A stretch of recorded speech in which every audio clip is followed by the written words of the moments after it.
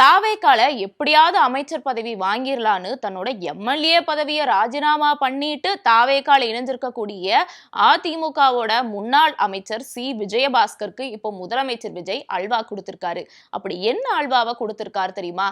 இந்த முதலமைச்சர் விஜய் அல்வா கொடுத்ததுக்கு பின்னாடி தாவேக்காவோட ஒரு முக்கியமான அமைச்சர் சதி வேலை பார்த்திருக்காரு.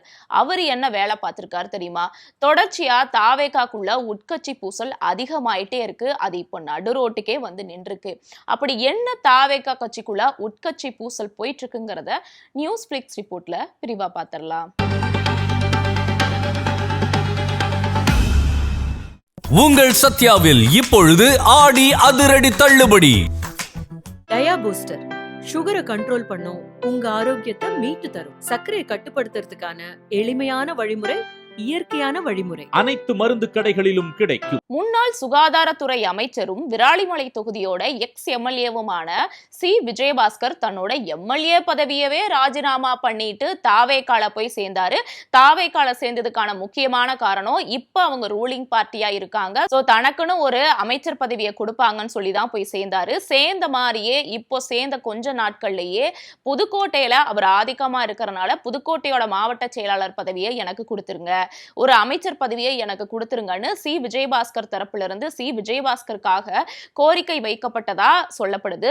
இந்த கோரிக்கை இது ஒரு பக்கம் இருக்க, ஆல்ரெடி புதுக்கோட்டையில இருக்கக்கூடிய அறந்தாங்கி தொகுதியோட எம்எல்ஏவான பர்வேஸ் புதுக்கோட்டையில இப்போ ஒரு அதிகாரத்தை செலுத்திட்டு இருக்காரு. சோ அவருமே இப்போ ஒரு முக்கியமான அமைச்சர் பதவியில இருக்கிறனால இந்த பர்வேஸோட ஆதரவாளர்கள் தாவேக்காக்குள்ள எதிர்ப்பு தெரிவிச்சிருக்காங்க. ஒரு சைடு சி விஜயபாஸ்கரோட தரப்பு தனக்கு அமைச்சர் பதவி வேணும், புதுக்கோட்டையோட மாவட்ட செயலாளர் பதவி வேணும்னு கோரிக்கை வைக்கிறதோ, இந்த சைடு ஆல்ரெடி இப்போ அமைச்சரா இருக்கக்கூடிய புதுக்கோட்டையில ஆதிக்கம் செலுத்திட்டு இருக்கக்கூடிய அமைச்சர் பர்வேஸோட தரப்பு கோரிக்கை வைக்கிறதுன்னு பெரிய தலைவலியா போயிட்டு இருந்திருக்கு. இந்த சூழ்நிலையில இப்போ முதலமைச்சர் விஜய் பர்வேஸ் பக்கம் நின்று இப்போதைக்கு மாவட்ட செயலாளரா இருக்கிற பர்வேஸோ அல்லது இப்ப இருக்கக்கூடிய அமைச்சரோ அப்படியே தொடரட்டும், முதலமைச்சர் விஜய் சி விஜயபாஸ்கருக்கு அல்வா கொடுத்திருக்கிறதா பல செய்திகள் வெளியே தெரிய வருது. சரி, இந்த உட்கட்சி பூசல் இப்பதான் ஆரம்பிச்சிருக்கான்னு பார்த்தா கிடையவே கிடையாது. இந்த சி விஜயபாஸ்கர் அவர்கள் இந்த தாவேக்கால இணையறதுக்கு ஒரு சின்ன மினி மாநாடே நடத்தினாரு. அந்த மாநாடு முழுக்க முழுக்க இந்த கட்சியில எப்படியாவது ஒரு அதிகாரத்தை வாங்கிடணும் அப்படிங்கிறதுக்காக தான் நடத்தினாரு. இது எல்லாருக்குமே தெரிஞ்ச விஷயம், ஒரு அப்பட்டமான விஷயம். மினி மாநாடு மாதிரியே நடத்தி அவரோட ஆதரவாளர்களை பேரை லாரி வண்டின்னு புடிச்சிட்டு வந்து சென்னையில இறக்கி தாவேக்கால இணைஞ்சாரு.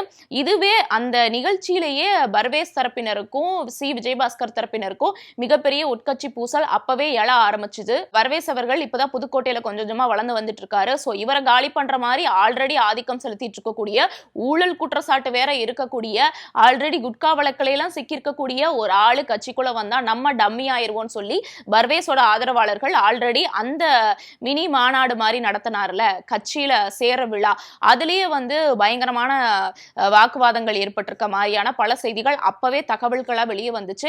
அந்த சூழ்நிலையில அதெல்லாம் முறியடிக்கிற மாதிரி சும்மா மேம்போக்கா மேடையில பர்வேஸ் மாப்பிள்ளன்னு வாய்க்கு பேச்சுக்கு சி விஜயபாஸ்கர் அப்படியே மேலோட்டமா அந்த பிரச்சனையை மூடி மறைக்கிற மாதிரி கூட பேசியிருந்தாருன்னு சொல்லப்பட்டது. சோ இந்த சூழ்நிலையில இப்ப மிகப்பெரிய இது பிரச்சனையா கிளம்பி இருக்கு.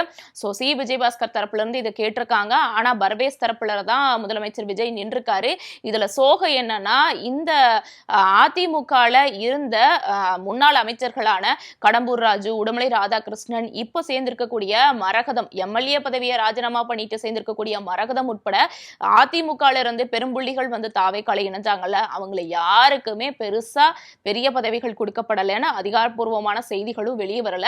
சோ ஆல்ரெடி இணைஞ்சவங்களுக்கே ஒண்ணும் கிடைக்கல. அப்ப இப்ப இணைஞ்சவருக்கு எப்படி கிடைக்கும்? என்னதான் ஆதிக்கம் செலுத்தினாலும், என்னதான் அங்க ஒரு செல்வாக்கு இருந்தாலும் கண்டிப்பா கிடைக்கிறதுக்கு வாய்ப்பில்லை அப்படிங்கிறது இதுல இருந்தே தெரிய வருது.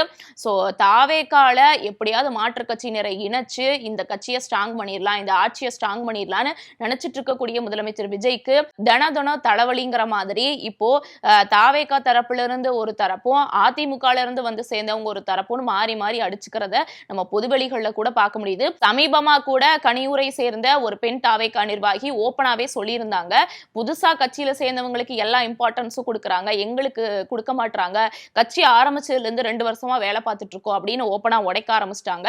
சோ உட்கட்சி பூசல் பொதுவெளிக்கு இப்ப சந்தி சிரிக்க ஆரம்பிச்சிருச்சு. சோ அதன்படி பார்த்தா இப்போ சி விஜயபாஸ்கர் ரிபான் பண்ணது முதலமைச்சர் விஜய் கொடுக்க கொடுக்கல அப்படிங்கறதுனால அவர் அதிருப்தியில இருக்கிற மாதிரி சொல்லப்படுது. சோ இந்த சூழ்நிலையில மீண்டும் மீண்டும் இந்த உட்கட்சி பூசல் பெருசாயிட்டே போயிட்டு இருந்தா கட்சியில இணைஞ்சவங்க எல்லாம் மறுபடியும் கலட்டி விட்டுட்டு அதிமுகவுக்கு போறதோ அல்லது திமுகவுக்கு போறதுக்கோ கூட வாய்ப்பு இருக்குன்னு சொல்லப்படுது. ஏன் அப்படின்னா சமீபமா கூட ஒரு முக்கியமான நபர் தாவேக்கால இருந்து பிரிஞ்சு திமுகல போய் இணைஞ்சாரு. அவரு சொன்ன குற்றச்சாட்டும் அதுதான். தாவேக்கால எங்களுக்கு உரிய மரியாதை கிடைக்க மாட்டேது, புதுசா வந்தவங்களுக்கு முக்கியத்துவம் தராங்கன்னு கூட சொன்னாரு. சோ இந்த சூழ்நிலையில தாவேக்காக்குள்ள மறைமுகமா இருந்த உட்கட்சி பூசல் இப்போ சந்தைக்கு வெளியே வர ஆரம்பிச்சிருச்சு. சோ இப்படி சி விஜயபாஸ்கருக்கு மாவட்ட பொறுப்பும் அமைச்சர் பதவியும் மறுக்கப்பட்டது மற்ற மூத்த அரசியல்வாதிகள் மத்தியில ஒரு மிகப்பெரிய அதிருப்தியை ஏற்படுத்தி இருக்குன்னு கூட சொல்லலாம். சோ இந்த சூழ்நிலையில தினம் உட்கட்சி பூசல் பெருசாயிட்டே போயிட்டு இருக்கக்கூடிய சூழல்ல அது எந்த இடத்துல போய் நிற்கும், ஆட்சியை கவிழ்றதுக்கு கூட வாய்ப்பு இருக்கா? ஏன்னா இப்போ ராஜினாமா பண்ணிட்டு சேர்ந்து வந்து நின்னவங்க எல்லாரும் மாற்று கட்சியில போய் சேர்ந்து நின்று வரக்கூடிய இடைத்தேர்தலை போட்டிட்டாங்க அப்படின்னா கண்டிப்பா மறுபடியும் தாவேக்காவுக்கு அது மிகப்பெரிய தலைவலியா தான் மாறும். சோ இந்த சூழ்நிலையில ஆட்சியை தக்க வைக்கிறதுக்காக மாற்று கட்சியினரை இழுத்து போட்ட தாவேக்காவுக்கு அதுவே இப்ப மிகப்பெரிய பேக் ஃபயரா வந்து நிக்குது. எப்படி மேனேஜ் பண்றதுன்னு தெரியாம தடுமாறிட்டு இருக்காங்க. சோ பொறுத்திருந்துதான் பார்க்கணும் தாவேக்கால நடக்கக்கூடிய ஒவ்வொரு உட்கட்சி பூசலும் இந்த மாதிரி நோக்கி போகும். இப்போ சி விஜயபாஸ்கருக்கு நடந்த நிலைமை அதுக்கடுத்து எம்.ஆர். விஜயபாஸ்கருக்கோ அல்லது கடம்பூர் ராஜு, மரகதம் இந்த மாதிரியான எம்எல்ஏ பதவியை ராஜினாமா பண்ணிட்டு வந்தவங்களுக்கும் முன்னாள் அமைச்சர்களுக்கும் நடக்கிறதுக்கு வாய்ப்பு இருக்கோ அப்படிங்கிற கேள்வியும் இந்த இடத்துல வருது.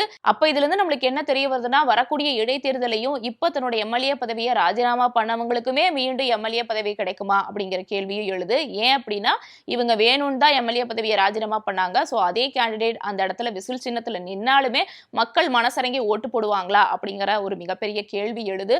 சோ எம்எல்ஏ பதவியும் ராஜினாமா பண்ணிட்டு அமைச்சர் பதவிக்கு ஆசைப்பட்டு மாவட்ட செயலாளர் பதவிக்கு ஆசைப்பட்டு தாவேக்கால குதிச்சிருக்கக்கூடிய இந்த அரசியல்வாதிகள் எல்லாருக்குமே முதலமைச்சர் விஜய் இப்ப நாமத்தை போட்டிருக்காரு. கட்சியில இணையும் போது உங்களுக்கு எல்லாத்துக்கும் வாய்ப்பு தருவோம்னு புசி ஆனந்த் உட்பட அமைச்சர் ஆதவர்ஜுனா உட்பட எல்லாருமே சொன்னாலுமே இப்ப வரைக்கும் இந்த மூத்த அமைச்சர்களுக்கு பதவி கொடுக்கல அப்படிங்கறத அவங்க மத்தியில ஒரு மிகப்பெரிய அதிருப்தியை தான் கிளப்பி இருக்கு. இவங்கள ஆட்சி அதிகாரத்துல இருந்து பழகினவங்க, இவங்களுக்கு இந்த மாதிரி திடீர்னு வந்து இணையும் போது ஒரு மூத்த அமைச்சர்களா இருக்கும்போது அவங்களுக்கு தாவேக்கால இருந்து உரிய மரியாதை கிடைக்காத போது கண்டிப்பா அது மிகப்பெரிய அதிருப்தியை தான் ஏற்படுத்தும். சோ அந்த நிலைமையில இப்போ தாவேக்கால இணைஞ்சிருக்கக்கூடிய இந்த முன்னாள் மூத்த அமைச்சர்களுக்கு பதவி கொடுக்காம இருக்கிறதே தாவேக்கா மத்தியில ஒரு மிகப்பெரிய அதிருப்தியை ஏற்படுத்தியிருக்கு.